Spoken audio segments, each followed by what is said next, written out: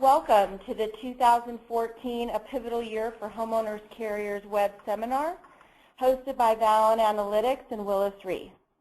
Wendy Hoffensberger of Valen Analytics and Brett Schwoyer of Willis Re will be your featured speakers. I'm Kirsten Marr, VP of Marketing for Valen. We'll begin by introducing our featured speakers. Brett Schwoyer is Senior Vice President of Reinsurance for Willis Re, a reinsurance intermediary, and he focuses on quantitative analysis and actuarial modeling to support property reinsurance placements.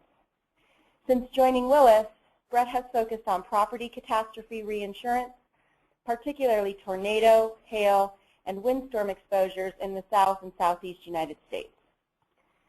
Wendy Hoffensberger is Head of Homeowners Product Strategy and Development for Valen Analytics, an advanced data and analytics company. Prior to joining Valen in 2012, Wendy worked at Allstate Insurance and spent 7 years in actuarial pricing, specializing in homeowners, and held other roles as well. Wendy, just to go over the agenda, Wendy will get us started off with an overview of important market dynamics to consider as carriers look to improve underwriting profitability in homeowners. Brett will share new trends emerging in specific markets, including Florida, as well as reinsurance considerations around data and analytics. We will also cover in detail new approaches to managing non-catastrophe losses. Wendy, I'll turn it over to you to begin. Good morning, everyone. Over the years, carriers have contemplated whether they want to stay in the homeowners line of business. Recently, Allstate CEO Tom Wilson talked about this in an interview. He said that they considered getting out of the homeowners market entirely after the 2005 hurricane season. But they came to the realization that it would negatively impact their auto business. Consumers have clearly demonstrated their desire to bundle insurance coverage, and not having the ability to offer both auto and home was too big of a competitive disadvantage for Allstate. So it appears that homeowners is here to stay, and in fact is growing. Housing starts and building permits for new projects are at a 5-year high, and a report from Aon shows a 15% growth in direct written premium for homeowners between 2009 and 2012, compared to just 6.5% growth for personal auto. But although homeowners is growing in both policies and premium, it unfortunately doesn't have a good track record in terms of performance. Homeowners is historically a volatile and unprofitable line of insurance. In fact, only 4 years out of the last 20 have produced a combined ratio of 100 or less.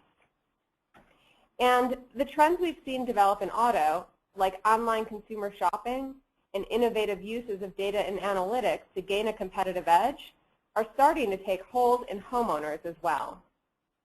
Given all of this, 2014 is shaping up to be a critical year in terms of how the homeowners industry will actually go about turning around historically poor results. When we talk to personal lines carriers, they confirm that there is an increasing focus on making homeowners a profitable line of business. But a number of industry trends have recently come together to make this more challenging, leading to a greater urgency around improving underwriting. From 2005 to 2012, return on equity dropped from 10% to 4% for companies with a combined ratio of 100 or less. When ROE goes down, you have to make improvements in combined ratio to make up for that loss. But as I just mentioned, improving combined ratio has been a challenge in the homeowners line of insurance for more than 20 years. It's why experts like Ernst & Young say the #1 driver of business performance for insurance carriers is superior underwriting. And we're seeing the beginnings of underwriting improvement in all lines of property and casualty insurance. This graph was created using the latest AM Best market share numbers, and it shows, by line of insurance, how much market share performs above and below the average 2012 combined ratio. For homeowners, carriers with nearly 70% of the market share are doing better than the 104.1 average combined ratio for 2012. So the question of whether you are above or below the line, and by how much, becomes more significant. Now you might be thinking, well, the companies that are performing better than average must be made up of large carriers with the greatest market share. They have access to the best talent and the biggest budgets. Well, let's take a look at that theory. As you can see, it's not just the top 20 that are outperforming the market. 70% of the top 20 insurers and 63% of the small to mid-size insurers perform better than average. This percentage is fairly consistent between those two groups, which implies that the size of an insurance company does not necessarily guarantee a competitive advantage in the marketplace. Small and mid-sized carriers are keeping up with larger insurers when it comes to acquiring and retaining profitable market share. This was validated by a study recently released by Conning that shows that small and mid-sized carriers in personal lines are outperforming the market from a profitability and growth perspective. The bottom line is that personal lines carriers, independent of their size, are becoming more sophisticated in their business operations and getting better at identifying and acquiring profitable market share. So if we take this same graph and look at it in greater detail, we see that 31% of the homeowners market is enjoying an underwriting profit, while 30% is performing worse than average. For a moment, let's just focus on those two groups. What are the top performers doing to achieve better than average results? And what do they know that others do not? Clearly, the 31% achieving an underwriting profit know the risks that they're writing and retaining better than their competition. And they're making strategic decisions based on their greater understanding of the property's risk level. In the early 2000s, we saw this occur in the homeowners industry with the implementation of insurance score, also known as credit modeling. Carriers learned that the likelihood of a loss occurring at a property was a function of the financial responsibility of the person living in the home. And those carriers that capitalized on that learning attracted insureds that had better financial responsibility, ultimately leading to a lower loss ratio. Those carriers that did not capitalize on that learning opportunity experienced adverse selection and watched their overall loss ratios rise. But that was in the early 2000s, and now most carriers have adopted insurance score into their pricing and underwriting practices, leveling the playing field once again. So today, what is influencing the difference between the best and worst performing carriers? Clearly, the best performing carriers know what they are insuring better than their competition and are building that knowledge into their business operations with a focus mainly on pricing and underwriting. So the next question that may come to mind is, how difficult is it to move from the worst performing segment to the best performing? Do the worst performing consistently perform worse and the best performing consistently perform better year after year? Well, McKinsey performed a similar study a few years ago. They took the top 20 insurers and split them into quartiles based on their combined ratios.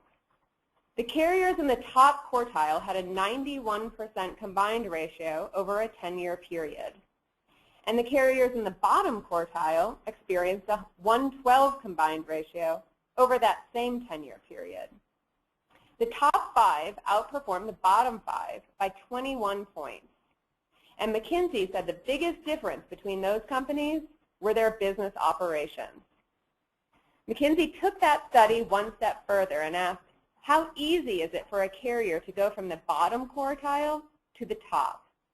Well, over the course of a decade, only 2 out of the 10 carriers made it out of the bottom quartiles and moved to the top. And they did this through a tremendous effort in changing their business operations and geographical mix of business. This tells me that unless a poor performing carrier is willing to spend the time and invest the resources in knowing what they insure better than their competition, they will continue to be adversely selected against by their competitors year after year. And finally, what about the group of insurers in the middle? This group holds 39% of the market share and is very close to achieving underwriting profitability. It's this group in the middle that you need to keep your eye on. If this group implements the strategies currently being used by the profitable group, they have the opportunity to steal market share from that group and also send their most unprofitable segments to the worst performing group. With just a few changes in their business operations, this middle group could improve their combined ratio by 4 points, resulting in, at most, 70% of the homeowners market writing at an underwriting profit. So one thing's clear. The ability to know what you insure better than your competitor and the ability to identify profitable segments of business puts significant pressure on insurers to maintain a competitive advantage and to protect their market share. So let's talk about some of the new developments in data that are leading to innovative solutions that help carriers control losses, improve profitability, and gain a competitive advantage.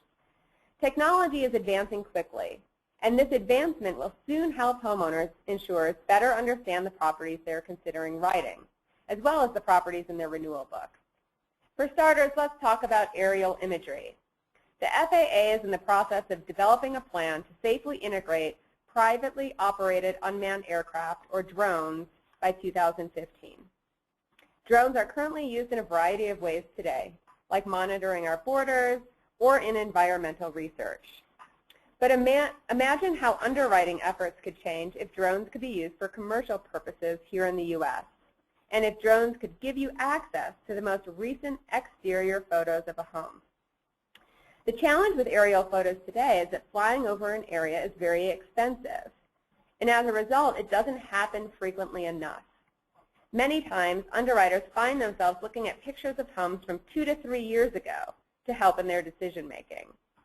Drones could completely eliminate this problem for the insurance industry and provide underwriters not only with the latest snapshot of a home, but also a historical perspective on how it's changed month after month. Technology is not only improving our ability to understand the exterior of homes, but soon we'll also better understand the interior as well.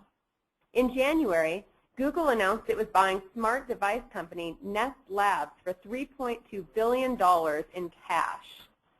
Nest currently sells 2 products, a Nest thermostat that learns your habits over time and adjusts the temperature in your home accordingly, and a Nest smoke and carbon monoxide detector. Google's intent behind the purchase of Nest is to get inside your home, learn about your patterns and preferences, collect data about your habits, and then ultimately capitalize on this data by developing products that make not just your thermostat smart, but your entire home. Now imagine what could happen if the insurance industry could get their hands on that data. Could the data that Google has about the daily living habits that occur inside your home be predictive of losses? Getting your hands on better data gives you the upper hand against your competition. This better data can help you develop models that accurately predict which homes are higher risk than others and which homes in your book of business have changed over time. Let's face it, things change. Homes develop problems over time or change in size due to remodels or additions. As an insurer, you care about these changes, and better data can help you find them as efficiently as possible. So the good news is that access to better data is coming quickly to homeowners insurance and will lead to models and strategic solutions that ultimately help insurers increase profitability and give them a greater competitive edge. But the challenging news is that while competition for the best risks are heating up, consumers have also become more demanding. These increasing demands put added strain on your ability to achieve profitability. The millennial generation is much more price sensitive and accustomed to being able to compare quotes online. Not only do they want the lowest price, they also expect the best customer service for that price. If they feel wronged by a company, they will broadcast their grievances in 140 characters to their entire social network, who are also your customers. If that wasn't enough, this generation shows a declining trend in terms of home ownership. According to the USA Today, there was a decline in home ownership of 1.4 million homes from this age group between 2006 and 2011. Millennials present new challenges for homeowners carriers looking to grow their business. Now I'm going to turn it over to Brett Schroyer, who will discuss the latest developments in the Florida market, how carriers in Florida are being challenged to better understand the risk level of a property, and what that means for the homeowners line overall. Brett? Thanks, Wendy. Yeah, as you said, I wanted to share some updates and some things that we've seen on new directions in homeowners insurance analysis. As you heard at the beginning, I'm with Willis Re. We're a reinsurance intermediary, a reinsurance broker. Our business is managing our clients' reinsurance transactions. One of our largest homeowners markets is in Florida, which obviously has a very heavy reinsurance utilization with the amount of hurricane-exposed property there. The Florida market is also a bit unique in that it's really well studied. It's been very carefully modeled for many years. It's highly regulated, and it's been subject to some pretty intense competitive pressures with literally dozens of carriers vying for this business. There's also a residual market for Florida property called Florida Citizens. One of the tools that Florida Citizens has used in recent years to try to reduce the size of that residual market pool is to offer a takeout opportunity to private carriers. Citizens provides some detailed policy exposure and loss history stats on these policies in the pool, and then carriers can go in and select a wish list. They put together what they want to take out and assume onto their own paper. It's an opportunity for carriers to generate a nice block of new business with really granular control over which policies they want to acquire. One of the first things that carriers do when they look at putting together that wish list is they look at risk location, because they want to avoid accumulating too many risks in one location, because they want to manage the total amount of the expected hurricane loss that they're putting onto their book. In fact, most carriers will take a few cuts at developing different wish lists. We'll run each of these through their CAT models to see what the final portfolio looks like. That can estimate the impact on their reinsurance programs. This year, however, we saw some carriers taking a new approach. They started looking at the non-catastrophic causes of loss. One of the things that had happened with this residual market pool is that there were a lot of policies remaining in the pool after recent takeouts that were all facing significant hurricane risks. They tended to be the worst of the worst. So to differentiate and to find the bits of profit in there, it made sense to focus on the remaining non-hurricane causes of loss. And as it turns out, for these risks, the majority of the loss, over 50%, was not related to hurricane losses. 61% is the countrywide stat on non-cat losses. So it makes sense to focus on looking at these non-catastrophic causes of loss. Using the data provided by Citizens and some predictive modeling techniques, we were able to help our carrier clients build models which accurately predicted which of these risks were more likely to have some of those non-hurricane related claims: vandalism, water damage, fire, liability, and so on. It was really a new way of thinking about profitability in the Florida market. The primary focus wasn't on the hurricane risk, but rather on mitigatable causes of loss as the primary driver of profitability at the policy level. We saw Wendy a couple slides ago showing some homeowners profitability stats that pointed to the distribution of combined ratio results for homeowners, with a number of carriers stuck up there above the line at around 104 combined. You can be sure those carriers are looking for ways to find a 5-point loss ratio swing, which would put them down under 100 combined and making consistent profits in homeowners. For carriers that aren't currently using any predictive analytics at all, this 5-point loss ratio swing isn't an unreasonable goal, if you're looking at these mitigatable causes of loss. There's a wealth of data in homeowners that can be mined to yield this benefit. Even if it doesn't result in a direct change to the rating plan, it can point out some areas of profitability or hidden sources of loss that weren't previously an area of focus, and which can drive some new underwriting or growth strategies. When we looked at the Florida Citizens data, there were a couple of interesting facts that came out. One, there really was a lot of variability in that non-cat mitigatable loss. This is surprising, as the focus for years in Florida, as I said, has really been on analyzing the potential of hurricane, with a lot less attention spent on the fire or water damage or vandalism risks. But in some parts of the state, the mitigatable losses were the overwhelming percentage of the loss potential on that policy. The second thing is that our study with the Florida data revealed it's really not all about location. We found some significant signal in things that we, going into it, weren't expecting. The age of the homeowner was a significant contributing factor. Whether or not the property was within a city limits, for whatever city it was nearest. Even the optional endorsements that the policyholder was choosing were things that were able to predict well what these non-cat causes of loss were going to be. This approach, taking and looking at predictive analytics to manage the non-cat loss ratio, certainly isn't unique to Florida by any means. It's a good example for us to discuss here because the carrier in the data, Florida Citizens, is a public entity. It's publicly available data to companies in Florida, and I can talk about it freely. But I could point out that we've got clients outside of Florida who are looking at exactly these same issues. In the Midwest and the Northeast, where most of the losses are controllable, this sort of analysis is going to yield even more potential for significant results.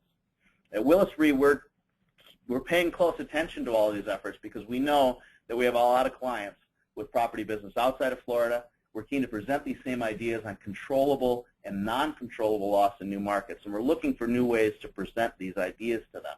We think there's a big opportunity here for property writers to look at hazard prediction on a new dimension, not simply cat versus non-cat, as it's always been done, but mitigatable and non-mitigatable as well. Finally, there's an important distinction to draw on the value of predictive analytics in setting insurance pricing or underwriting strategy. Predictive analytics, by definition, is predictive. It's prospective. There's probably too much portfolio management taking place today, which is reactive. That is, managing the book by looking out the rearview mirror. We've tended to spend too much time trying to answer the question, what just happened, when we should be asking, what's going to happen next? This exercise of Florida Citizens is a unique opportunity for companies to actively shape a future portfolio. They get to choose what they want that future portfolio to look like. This readily lends itself to the idea that we're going to be prospective in our analysis. But there's no reason to think that this is relegated to just a Florida analysis. You should be doing the same thing outside of Florida on an existing organic book of business. Using predictive analytics to fashion a portfolio with the desired characteristics, then going back into the current portfolio and you start managing it. You start writing in areas that have the characteristics you want. You start getting out of the areas that you don't. It's a new way for companies to think about how they can actively manage a portfolio. And with that, Wendy, again, Valen has some stuff to show us on thoughts and ideas Valen has on doing just that, leveraging information coming from predictive analytics to actively manage your portfolio. Great. Thanks, Brett. So as Brett mentioned, carriers in the Florida market were presented with a great opportunity to grow their business due to the depopulation of the citizens pool. But they didn't want to grow their business at the expense of their loss ratio, and they needed a way to better segment the citizens' properties so that they could beat their competition at identifying and selecting the best risks in that pool. And as Brett mentioned, many of the homes had comparable hurricane risk. So these carriers began focusing their attention on the non-cat risk level of these homes. Now, one way to do that is to identify which homes had the fewest problems associated with them, like roof issues or liability concerns. You intuitively figure that homes in the best condition will have fewer losses than homes in poor condition. If they could identify and write the homes that are in the best condition, then they wouldn't hurt their loss ratio as a result of the acquisition. They would leave the homes in poor condition for their competitors to write, resulting in adverse selection. But the question is there a correlation between property conditions and the non-cat loss ratio? Intuition tells us absolutely yes. Well, what we found while trying to answer that question is that it's important to segment your non-cat losses into two categories, mitigatable or non-mitigatable losses. A mitigatable loss is defined as one that is within the control of the insurer to reduce or prevent.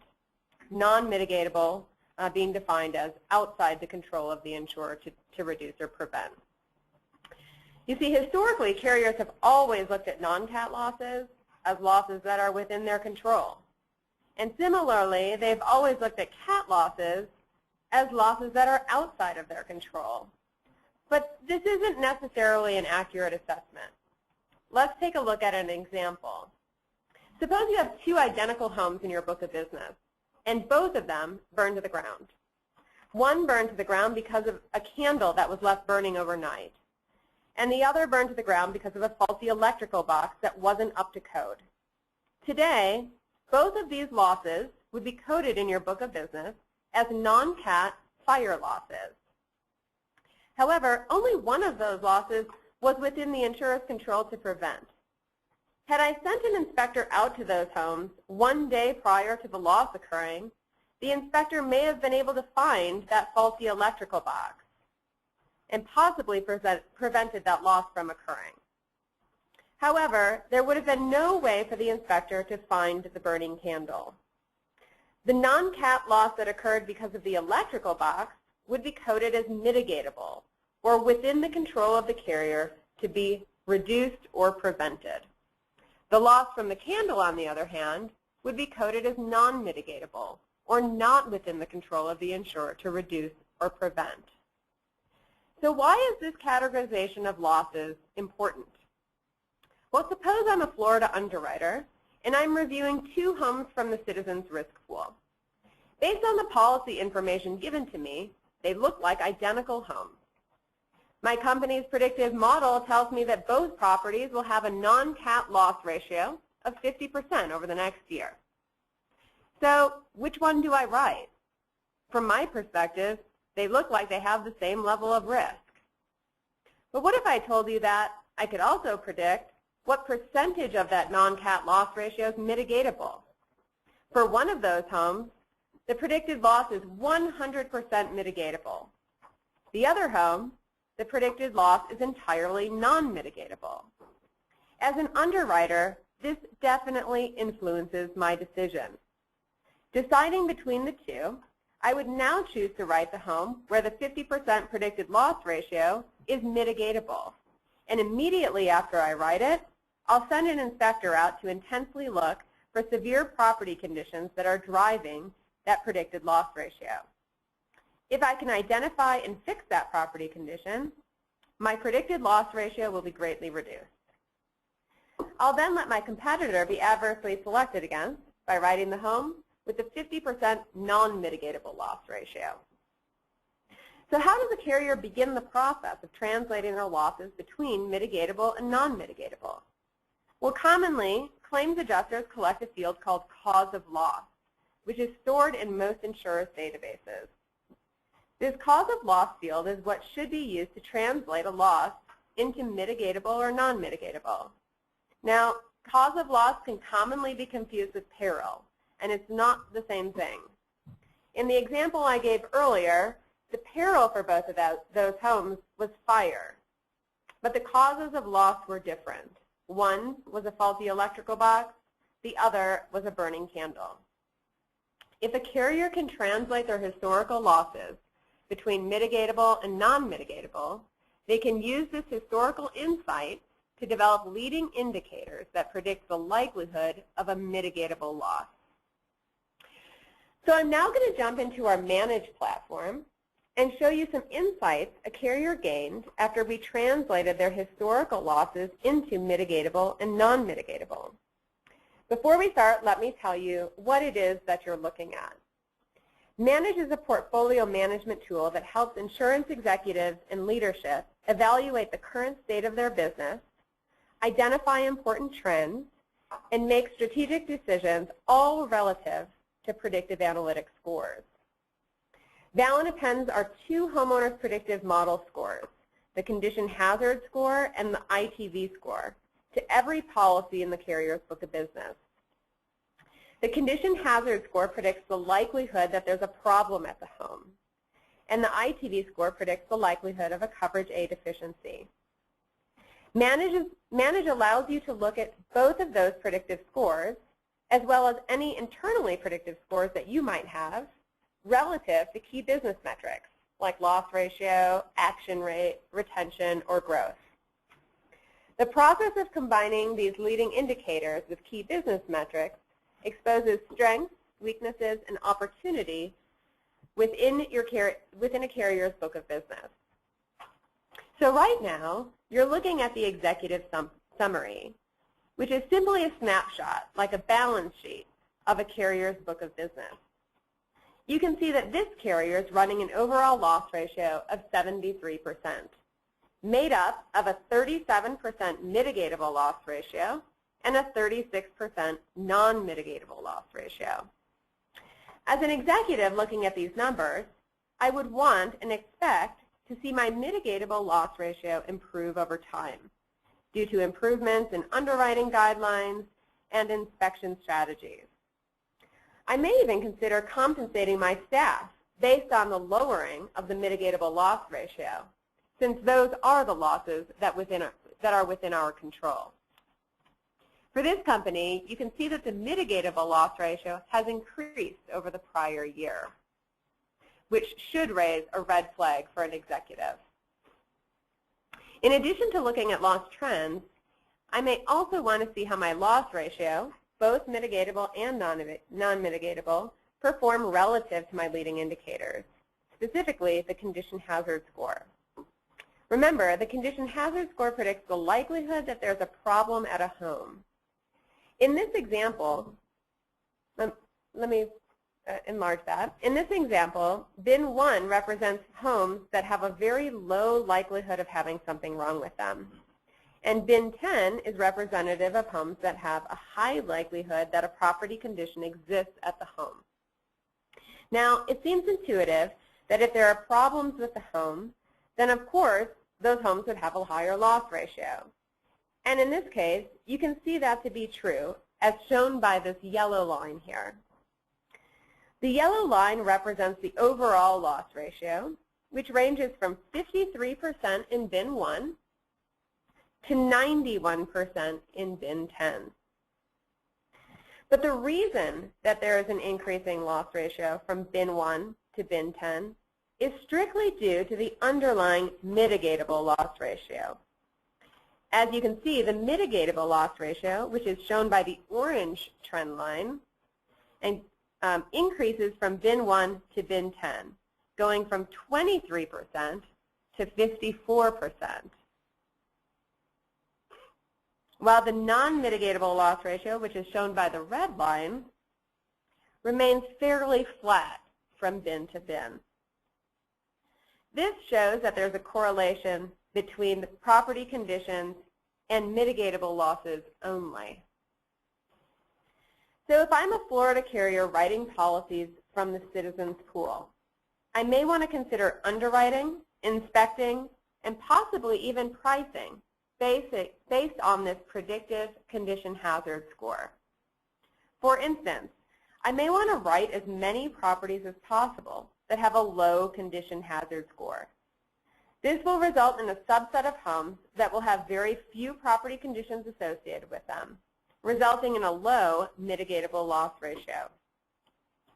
I may also choose to write underwriting guidelines around not accepting risks in the high bins, or if I choose to write them, to have very strict and intensive inspection programs for those properties. I may even consider pricing based on the condition hazard score. Homes with fewer property conditions get a lower rate, and homes with more property conditions get a higher rate. This new way of categorizing losses between mitigatable and non-mitigatable helps insurers identify where they have the greatest opportunity to prevent or control a loss before it occurs. Now imagine how reinsurers would react and look at an insurer differently if they knew that they had put this into practice. I'm going to turn it back to Brett, who will now discuss predictive analytics in the reinsurance market. All right, thank you.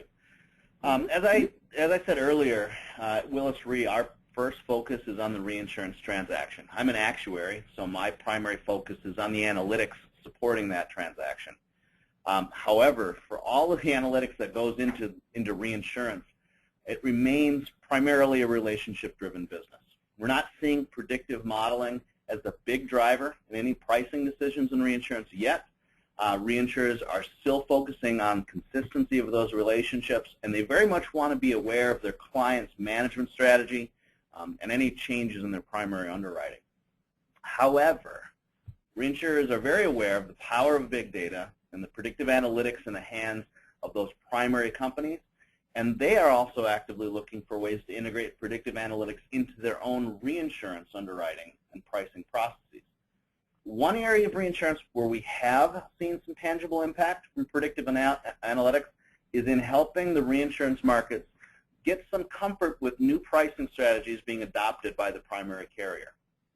During the reinsurance placement process, there's typically a lot of discussion or negotiation or arguments, depending on the tone of the discussion, over the pricing on that reinsurance contract. Many times these discussions hinge on the underlying loss ratio on the primary book of business. These discussions can get really hairy if the primary carrier is indicating a deteriorating loss ratio on that primary book. In the status quo, a carrier might report to their reinsurer that they're fixing a primary pricing issue through the use of a rate increase. We filed for 12%, they might say, and this is true even according to the documents filed with the state insurance department. However, everyone knows with a large rate increase comes some slippage or adverse selection. The actual impact you're likely to get from a to your loss ratio following that rate change is going to be something less than 12%. It's probably something much less than 12%. Nevertheless, the 12% becomes a baseline of that discussion in the reinsurance renewal. It's presented by the company management as hard evidence that they're being positive, they're being proactive in their underwriting discipline, and the company is looking for a corresponding benefit in their reinsurance pricing to reflect their new lower loss ratio. The reinsurance company, of course, is going to discount that 12%, and they might give credit for +5, if that. Something that's going to be closer to what the expected effective rate change is after the slippage. This year, we had a client go to market with a rate increase that was driven by a new segmentation plan and a new rating plan driven by predictive analytics. The rate filing to the state indicated +5. That was what they were telling the state would be the effect on their loss ratio, equivalent to a +5 rate increase. In this case, the client got the buy-in from their reinsurers for, in effect, in excess of the amount being filed. They got the equivalent of +8 credit, if you will, on their reinsurance rate. The reinsurers were saying, in effect, we believe that using predictive analytics to drive your pricing strategy will be more effective than what you filed or what you're projecting. In this relationship-driven business, having this sort of buy-in from your reinsurer is priceless.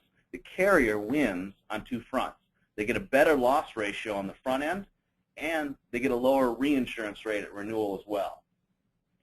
Reinsurers are starting to look at using predictive analytics directly. Now, this could be the last frontier to be reached in insurance predictive analytics. They're really the last to the party on this. The reinsurers are looking at two potential angles.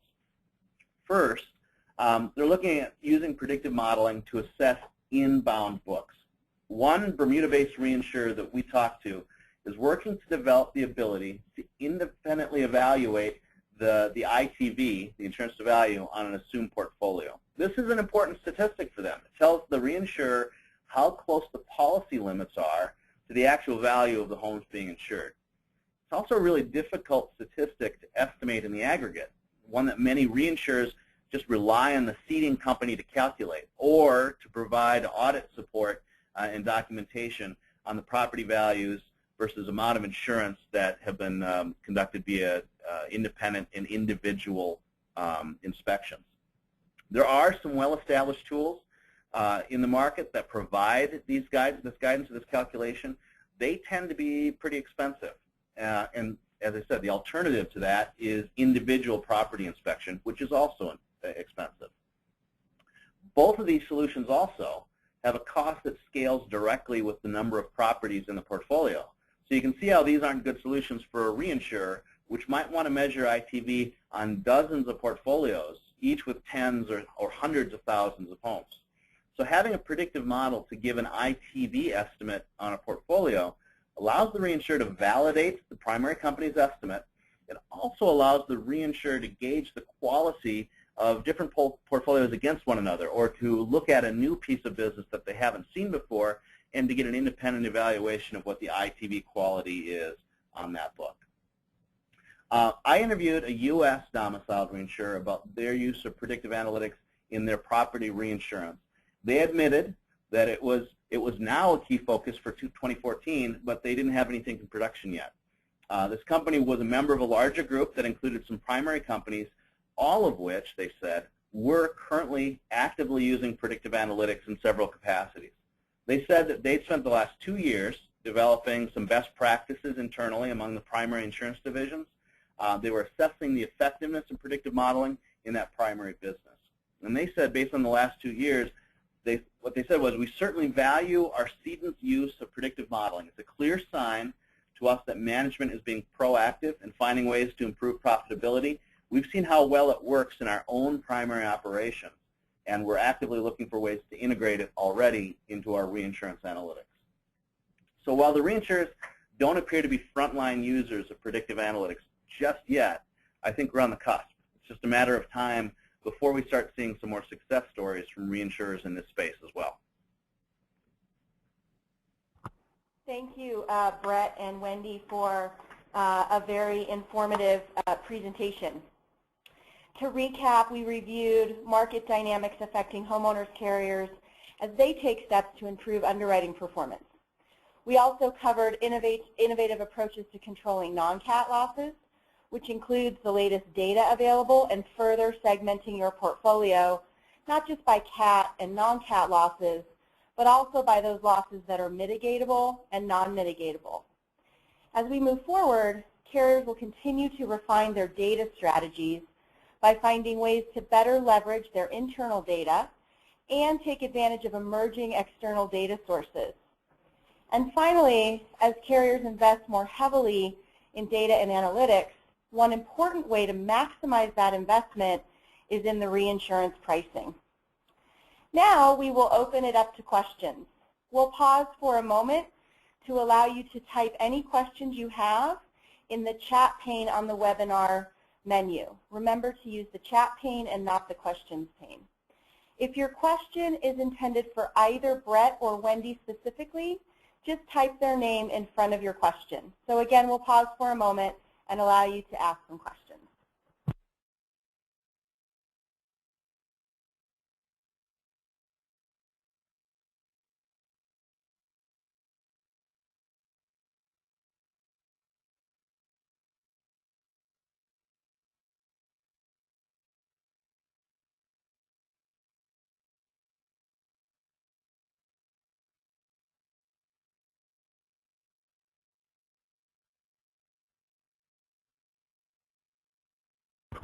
Okay, we have our first question for Brett.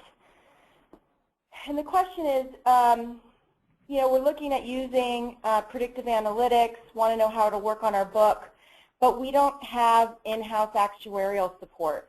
How can we start looking at more advanced analytics without blowing our consulting budget? That's a good question, and we get that question a lot. Well, maybe a good answer here, and I'm going to speak my book a little bit. Obviously, we're a reinsurance broker, but it's become very common now that this is one of the services that your reinsurance broker is going to be able to provide to you, if not the service itself, some consulting around it, or some ideas or oversight. We certainly, we have a lot of clients. They're all facing these issues, and we see a lot of the consultants in the market. We see, and have worked with Valen on a number of clients. We worked with other predictive modeling consultants on a number of clients. And so we see what's working, how different modeling providers interact well with the company management and the management philosophy. So I think that that's one, a good place to start is go to your reinsurance broker and ask them to help you with this. I think just universally, I think everybody in the market buys reinsurance. So they should be able to get this service for free. Second is don't think that this is an expensive custom modeling solution that you have to develop. There are many very good vendors in the market right now that are providing some ready-made solutions. And even if you're not getting all of the value that you could be getting out of predictive modeling, if you're not currently using it all, you're going to get a tremendous amount of value right away. And that gives you a couple of years where now you're avoiding some adverse development. You're putting together the data internally for a custom modeling development in a couple of years. But delaying any further is the opposite of what you want to be doing. There's solutions available that are low cost, that are really kind of off-the-shelf sort of modeling that don't rely upon lengthy development times and heavy fees. Thank you, Brett. We have a number of questions coming in, so thank you. Continue to pose your questions. The next one, I believe, is for Wendy. What are the different data sources used to develop the condition hazard and ITV score? Okay, great question. Thanks for asking that. We believe that conditions and hazards and ITV problems at a home are really a function of three areas. First, we believe it's a function of the property characteristics of the home, things like roof condition, roof age, year built, square footage of the home, just basically property characteristics of the home itself. These can be acquired from the insurer themselves, but then again, there's no guarantee that that data coming from the insurer and insured is accurate. So we also go through a data validation process where we gather this property characteristic data from third-party vendors. The second piece of data that we think is important to gather that is predictive of conditions and hazards and ITV problems is weather data. Specifically, not just storm data, but also climate data. We definitely believe there's a correlation between that weather data and conditions and hazards at a home. As you can imagine, you take the same home and you put it in the Midwest. It's exposed to certain climate and precipitation and temperature swings relative to that same identical home in, let's say, San Diego. The conditions and hazards that will develop over time will be very different between those two homes. And the last thing we look at is the person living in the home, different characteristics about the people living in the home, and we gather that, again, that data from the insurer as well as third-party sources. We do believe the conditions and hazards at a home is a function of the person living in the home. You take two identical homes and put two completely different people in them, conditions and hazards will develop differently. So those are the three categories we look at. Thank you, Wendy. We have a number of questions around mitigatable and non-mitigatable, so I'll try and put them together and you can answer them. One is, can you give more examples of mitigatable risks? And I know you have a great example in terms of a tornado. Why don't we start with that one, and then we'll get to the other questions on this topic. Sure. We talked extensively today about non-cat risks and how to differentiate a non-cat risk into mitigatable and non-mitigatable. But there, believe it or not, are cat risks or cat losses as well that are mitigatable and non-mitigatable. And the best way to do this is to give you an example as I did earlier. Suppose we'll take the Joplin tornado as an example. You know, that tornado came through and destroyed all the homes directly within its path. Those homes that were completely destroyed would obviously be non-mitigatable losses.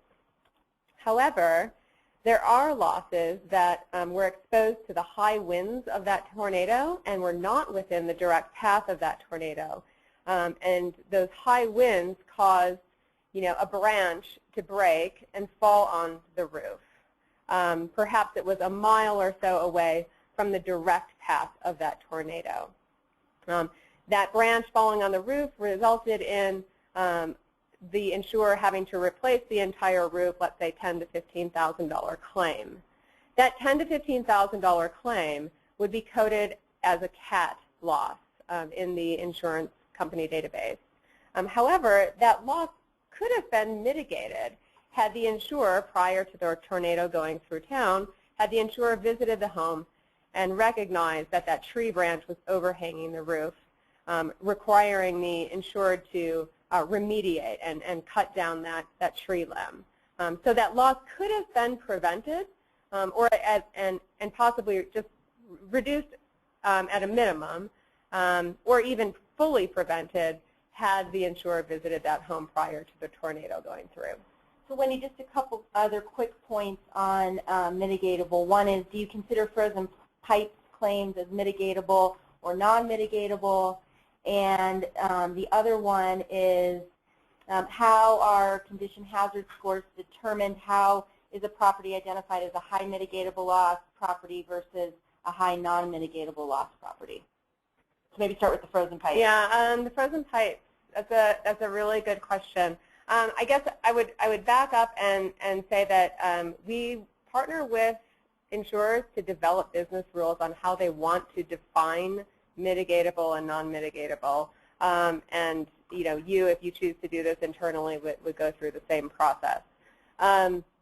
If there was a way for that insurer to identify that there was a problem with the pipes prior to the loss occurring, then I would call that a mitigatable loss. My knee-jerk reaction is to say that frozen pipes are non-mitigatable, but you know, again, that's just my personal opinion. And then what about what identifies a home as a high mitigatable versus high non-mitigatable? Oh, high non-mitigatable versus high, right here. Okay. Gotcha. Okay. So on that graph, I showed earlier, you could see that the condition hazard score was correlated with the mitigatable loss ratio. So the mitigatable, that correlation between the mitigatable loss ratio and the condition hazard score, can you pull that question up again? I'm sorry, Kristen. I want to make sure I'm answering it completely. How is a property identified? Okay. As a high mitigatable loss property. So it's a high mitigatable loss property if, in fact, there are property conditions and liability hazards associated with it. As you saw in that graph, the correlation between the mitigatable loss ratio and the condition hazard score. So if a home has a high propensity of having conditions and hazards associated with it, it is predictive of a high mitigatable loss ratio or high mitigatable loss property. Okay, I hope that answers your question. Brett, I have one for you. The question is, to what extent have you adjusted combined ratio for risk profile? The Florida market has been very profitable for the last few years, but I wouldn't necessarily say that combined ratio is correlated with underwriting acumen or operational efficiency. They've been lucky. Well, yeah, the wind hasn't blown. I mean, that's very true. And so what we looked at in the study that we did, again, I'll talk my book. We're a reinsurance broker, and our bread and butter is the CAT modeling side. So rather than look at what the actual hurricane losses are, we throw that all away and go out to the cat models and say, this is our expected loss from hurricanes, which gives an even probability each year that the wind is going to blow. And then the focus on our work this year with our clients was to look at all those non-hurricane causes of loss, which we had some good history on. We looked at the loss dollars, not the loss ratios. So we looked at where are these losses coming from. We trend the amounts of losses for severity trend, looking at frequency changes, and come up with an estimate of a projected amount of non-cat loss dollars next year, and then compare that with the premium that's currently on the book. So we're getting the benefit of any underwriting that's happened. One significant issue, sinkholes, for example. If you believe that the underwriting or the legal environment with regard to sinkholes is changing, then you may want to do that same analysis excluding sinkhole loss, which we did. We had some clients that said, yeah, we think the sinkhole problem is over, or effectively it's over, so let's exclude sinkhole as a cause of loss. We had another client that said, we're still worried about sinkhole, leave that in there as a non-cat cause of loss. So you can adjust for all of those by looking at various causes of loss and either including or excluding those sources of loss from your loss projections. Thank you, Brett. And we only have time for one more question. There are several other questions on here. We have them all cataloged, and we will make sure that your questions do get answered if we don't get to them in this session. One person asked if we will be sharing the slides. We will be sending out tomorrow an email with both the slides and a way to listen to the recording. So the last question we can answer today is, how can I really get started converting losses into mitigatable and non-mitigatable with a long IT backlog? And what's the best way to gain support internally? Wendy, maybe you want to field that one. Sure. So I think the quickest way to start categorizing losses between mitigatable and non-mitigatable is to do it prospectively. Work with your claims adjusters on building it into their process of identifying at claims time whether that loss could have been prevented by the insurer or not, and start collecting that data. My next recommendation would also be to make that cause of loss field, like candle burning or faulty electrical box, to begin making that field a standard field and not a free-form text field where you have to do a lot of text mining to identify if a loss is mitigatable or non-mitigatable. The IT resources will be definitely used up if you choose to do this retrospectively on your current book of business. Brett, do you have anything to add before we conclude today?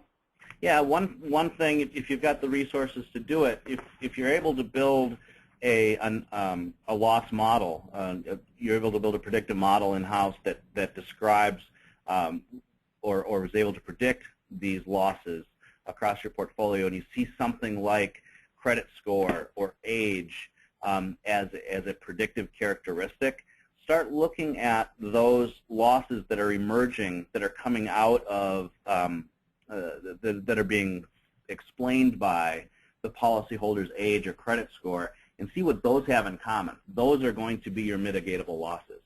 If the differential between loss A and loss B can be predicted by something that's intrinsic to the policyholder, by definition, that's mitigatable. Great. Thank you again, both Brett and Wendy, and thank you all for taking the time today to attend the webinar. We will conclude now and send out the recording and the slides tomorrow. Thanks again. Thank you much.